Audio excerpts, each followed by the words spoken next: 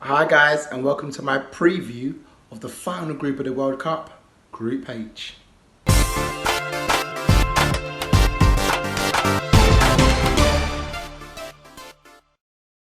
So we finally got there, finally got to the final group of the World Cup, and that's Group H. And the group, maybe in the World Cup, which could throw up the most surprises. It's the group with maybe not so much an out-and-out guarantee to win that group.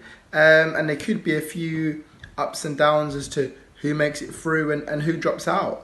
Because feasibly, this is the group where maybe even we could be seeing the two underdogs of the group causing some surprises and going through. We'll start with, first of all, Colombia. Colombia obviously had an amazing World Cup last time out. James Rodriguez, if you remember, the star of the show. Rodriguez was actually the Golden Boot winner last year. So those of you who are predicting strikers to be winning the Golden Boot this year, remember James Rodriguez won it last year with 6 goals, and he had a brilliant campaign with Colombia. They did really well in Brazil 4 years ago, and they're looking at another strong outlet. Of course, James is there again as the vocal point of that team, playing just behind Radamel Falcao, who's sort of regained his form since he's gone to France after his pretty unsuccessful time in England. But it seems like he's gone to France and he's had quite a good season. So he'll be looking to be the vocal point with James Rodriguez for Colombia in that team, and they could cause problems. Like I said, they had a brilliant campaign last time out. They had a good qualifying, and they sort of confirmed their place sort of midway through their sort of qualifying table. So they weren't under that much pressure. But so we sort of, the South American outlets know how to deal with them, and obviously in a tough qualifying group. Remember, Chile are not in the World Cup, so they had quite a difficult time to get through, but they sort of done it with ease. And like I said, James and Falcao up there, they got quite a good squad. Obviously, we know from the Premier League about Davinson Sanchez and what a great season he's had with Spurs, looking like they're not even going to miss Toby Alderweireld because he's sort of slotted in very well for Spurs, Davinson Sanchez. So he could be someone pivotal to that defence for Colombia, which may have come under probably scrutiny, if you may like, in terms of how good that team is. Of course, David Ospina in goal as well. So they've got some players who've been around and know how to play football, really. Cuadrado from Juventus as well in that squad. So, like I said, they could cause problems, and they could be someone who could win that group. They like I said, there's not a lot of great out and out competition. So Colombia could really make a stand in this World Cup by winning this group.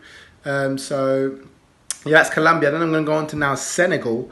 Now, of course, again, anyone from the Premier League will know Senegal. You'll know Sadio Mane. He's been Liverpool's shining light. Of course, Mo Salah and Firmino in that threesome up front for Liverpool have been brilliant. But Mane in particular has really carried Liverpool, especially in the Champions League final when Salah went off injured. He stepped up and he got the goal. So he's going to be vital to anything Senegal do, and I'll be surprised if he doesn't play 90 minutes of every game if fit for Senegal, because they're going to really need him on fire if they're going to get through.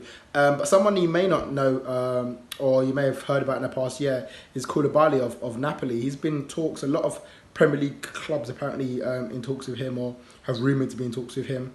He's a centre back who plays for Napoli, and he's had a fantastic season as well, like Sadio Mane as well. So he could be someone at the back who may be needed in that group, just to solidify Senegal's place, and they'll need him to step up to the game. African teams haven't performed quite well at the World Cup so far, so it'll be interesting to see how he steps up, and Senegal as a whole step up and try to maybe do something that the African teams haven't, and really try and go for it and try and make a stand and help the African teams qualify or put Africa on the map really for this World Cup. Like I said, quite a few under par performances, so it's over to Senegal's turn to see if they can change the fortunes for them really. And also Idrissa Gueye, probably one of the other big players from Everton.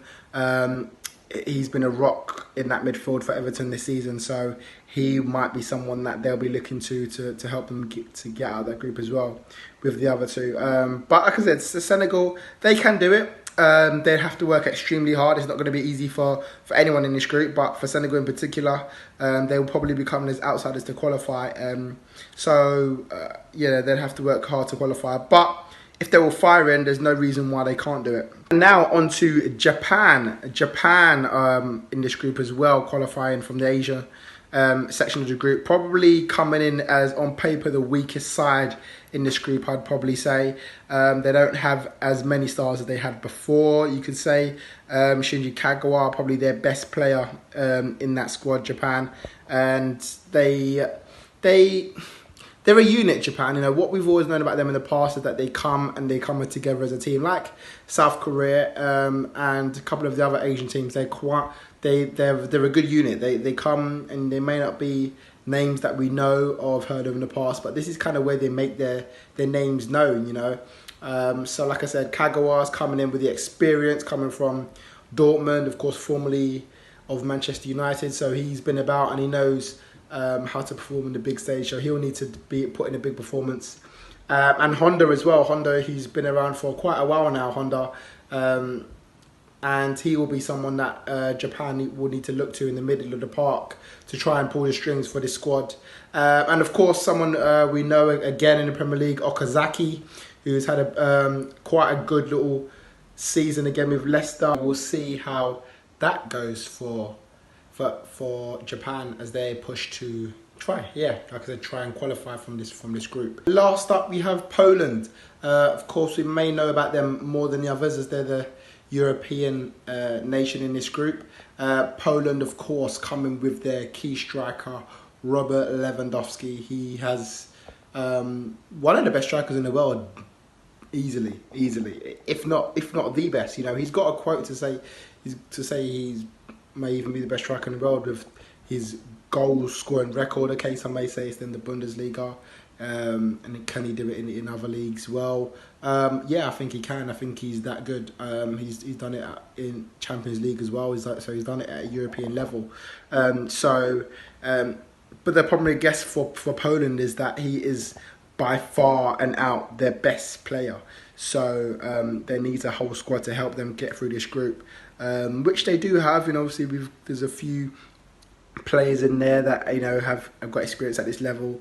Szczesny and Fabianski, the goalkeepers, are both former Arsenal goalkeepers, both with experience. So obviously one of them is going to be playing in goal for Poland. So they come with experience there.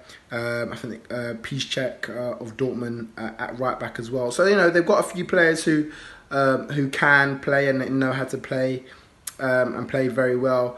At this level, can they show that now? They're brilliant in qualifying as well, in European qualifying. So can they now put that onto the World Cup level? I think they can. I think this is going to be where we may see Poland at their best in a World Cup, because Lewandowski, I don't know if he's going to be at the next one. Maybe if they don't have another striker at his level, he may still make it to the next one. But he'll be quite old, so I think this is where he has to shine now.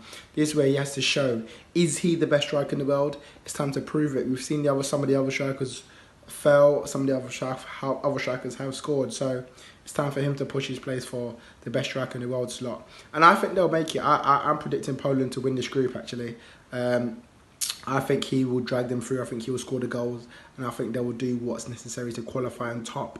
My second place team in this, I'm going to say Colombia. I just can't rule them out. I just think they've been so good in the qualifying for the World Cup, and they look like they're a step up from where they were 4 years ago. James is 4 years older, and now at his peak, and I just think they'll have enough to qualify.